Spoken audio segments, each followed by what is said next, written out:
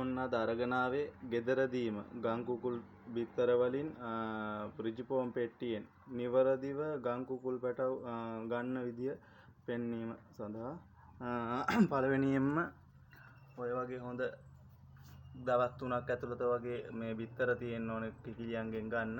ඊට පස්සේ මේ වගේ රැක් හදාගෙන තියාගන්න ඕනේ. මොකද නැත්තම් එක එක බිත්තරේ තියන්න වෙන්නේ.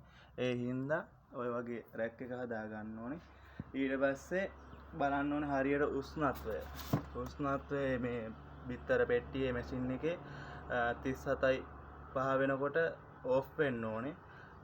ඒ වගේම 37.4 වෙනකොට ආපහු ඔන් වෙන්න ඕනේ. උෂ්ණත්වය හරියටම තියෙන්න ඕන.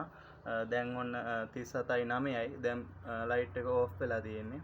ඒ වගේම මේ ඍජුපෝම් පෙට්ටියට මෙන්න මේ විදිහට තව තියන්න පුළුවන් රැක් දෙකක් 50ක් තියන්න පුළුවන් මේ පොඩි පෙට්ටියට. මේ වතුර එකක් තියෙන්න ඕනේ.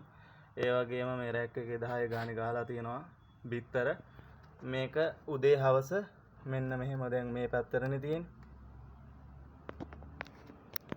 ඊට පස්සේ මෙන්න මෙහෙම උදේට පෙරලන්න ඕනේ මේ අතට. ඊට පස්සේ වෙරලා ආපහු හවසට ආපහු පාරක් අනිත් අතට මේ ආකාරයට හිමීට පෙරලා ගන්න ඕනේ. ඒ විදිහට දවස් 20ක් වගේ යනවා පැටව වෙන්න. මේ ඒ විදිහට හරියට නිවැරදිව දවස් ගානේ කනන වතුර එක ඉවර වෙනවා. ඒ වතුර එක දා ගන්න ඕනේ. ඊට පස්සේ මේ බලාගෙන යන්න තියෙන. ඊට පස්සේ බෙහෙත් ටික හරියට දෙන්න ඕනේ පැටවවා. මම පෙන්නන්න වීඩියෝ එකෙන් පැටව ආවහම වීඩියෝ එකක් දාන්න. එහෙනම් ওই විදිහට කරමු. Okay.